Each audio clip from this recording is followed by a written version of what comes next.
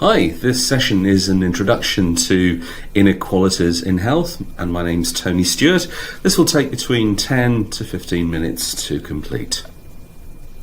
We know that there are many determinants of health. These are things that cause health, and we know that there are many causes of poor health, illness, disease, and early death. Some of these are genetic, whereas others result from individual lifestyle choices and other issues.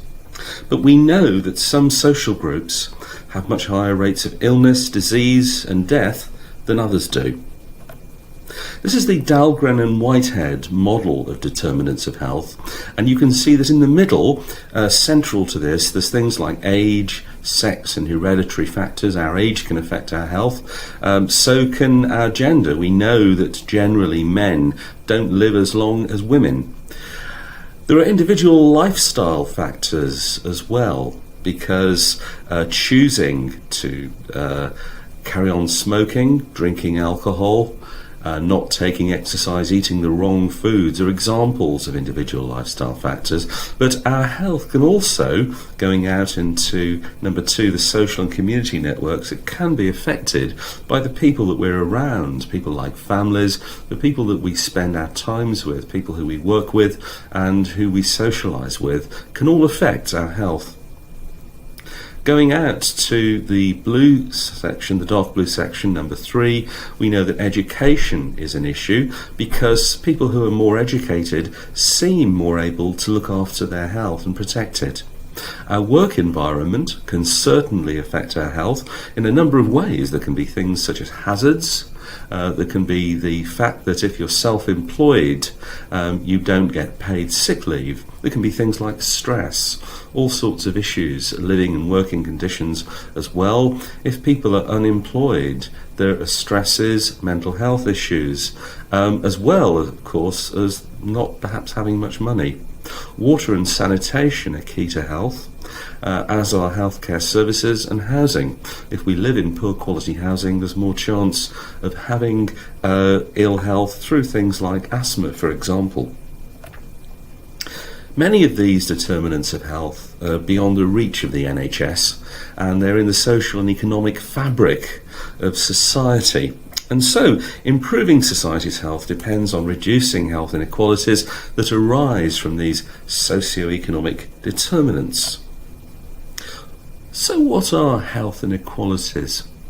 They can be defined as unjust or unfair differences in health determinants or outcomes within or between defined populations. One other definition that I really like comes from Yvette Cooper. It's what greater inequality can there be than to die younger and to suffer more illness throughout your life as a result of where you live, what job you do, and how much your parents earned. One thing we do know is that people who start their lives in poverty are more likely to experience more ill health throughout their lives. This can be for a number of reasons. It can be because, first of all, you have learned behaviours perhaps, that if you start your life in poverty, you're more likely to smoke, to drink too much, to eat unhealthily. But also, if you start your life in poverty, there is more likelihood that you will not get a good education. And as we've said previously, people who are more educated tend to be able to look after their health better than those who are not. So, poor people have worse health generally than the wealthy. Socioeconomic inequality is a root cause of this, and as I've said, the wealthy seem to be more able to protect and improve their health. Let's look at some examples of health inequalities now. If you're male and live in East Dorset, you can expect to live to nearly 83 years of age. If you're male and live in Blackpool, however, you are losing approximately 9 years.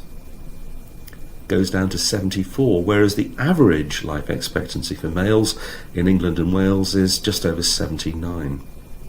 If you're female and live in Purbeck in Devon, you can expect to live to nearly 87, whereas if you're female living in Manchester, that's just under 80.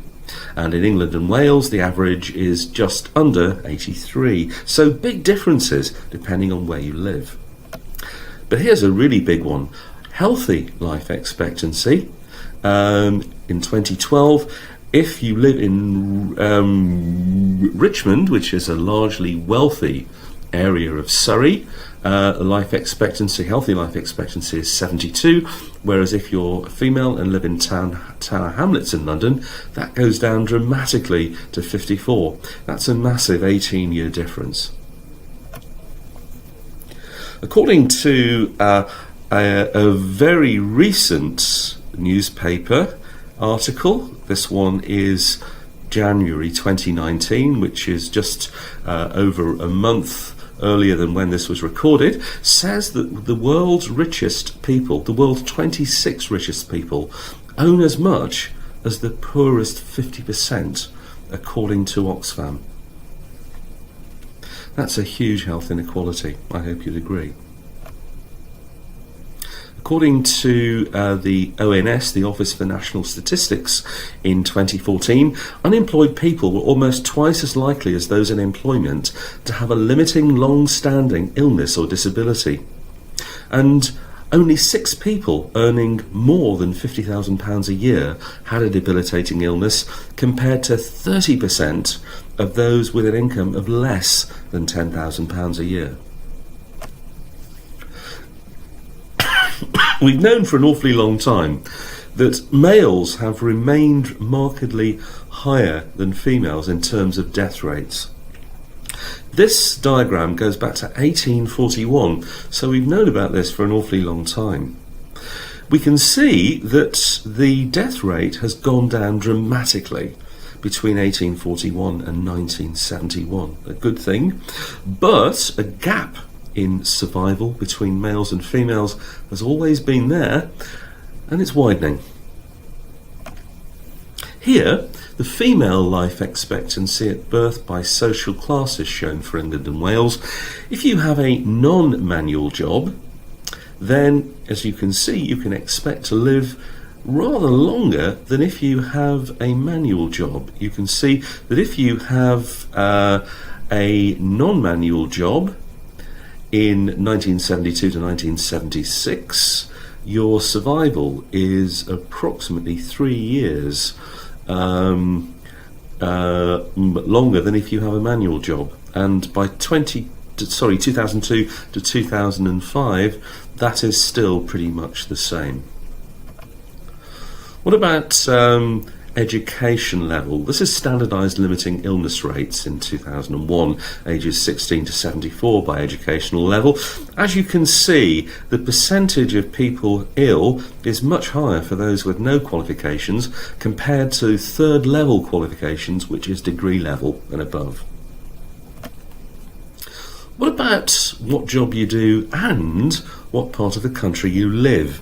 In this diagram, we're comparing the northeast, which is an area which has quite a lot of social deprivation, with the southwest, which generally has rather less.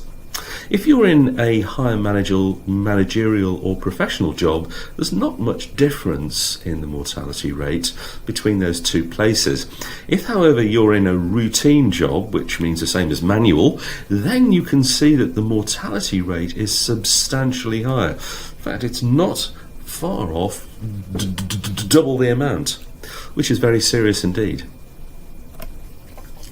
Here we have 2 maps of Birmingham in the UK. The left-hand side map is the standardised mortality ratio for coronary heart disease. You can take that as a proxy for how many people are dying. In the top place, you'll see that white area, the largely white area at the top of the first map, is an area called Sutton Coldfield, which is one of the most one of the wealthiest areas in the United Kingdom. You can see further down a red area, which is another part of Birmingham called Sparkbrook, which is one of the most socially deprived areas in the country. What you can see here is that if you live in Sutton Coldfield, there is a much lower risk of you dying from coronary heart disease compared to if you live in Sparkbrook. The right-hand side is the CHD prevalence. Prevalence is the number of people who are alive having been diagnosed with coronary heart disease here. And you can see that Sutton Coldfield has many more people alive and diagnosed with coronary heart disease than those who live in Sparkbrook. So in other words, what's going on here? Is it that people who are wealthier are seeking help earlier, or is it due to a failure in healthcare systems, or is it something else? If you were in charge of health services in Birmingham, what would you do in response to these maps? We also know that infant mortality is higher in countries where income is more unequal. And we can see here that countries like Finland, Japan, Norway and Sweden are more equal in income equality and have the lowest infant mortality. So what's happening with all this? Are we interested in health inequalities? Back in 2013, the Office of National Statistics consultation suggested cutting health inequalities analysis, and going back to the Black Report in 1980, that report was actually suppressed by the Thatcher Conservative government of the time. Onto the work of Professor Sir Michael Marmot here. He's one of the world's leading experts on health inequalities, and he suggests that the answer lies not just in the choices people make, but also in the chances that life offers them. It's generally thought that being able to redistribute wealth is the one thing that is going to make a difference in health inequalities. But he says that meaningful activity, a fulfilling job, for example, can greatly improve odds of a healthier life. He says it means you're more likely to make the healthy choices, more likely to eat healthily, not smoke, be physically active, control your weight, and the like. And the other reason is it relates to the body's stress pathways. Deprive people of control, there's a more stressful situation. And he says control, empowerment is absolutely key to reducing health inequalities. So, some conclusions. We can see that health inequalities are continuing and they're actually increasing. There are clear links between poverty and health outcomes. Health inequalities, however, are not inevitable. We believe that something can be done about them. And economic prospects and personal empowerment may be key to this. Thank you for listening, and I hope this has been helpful.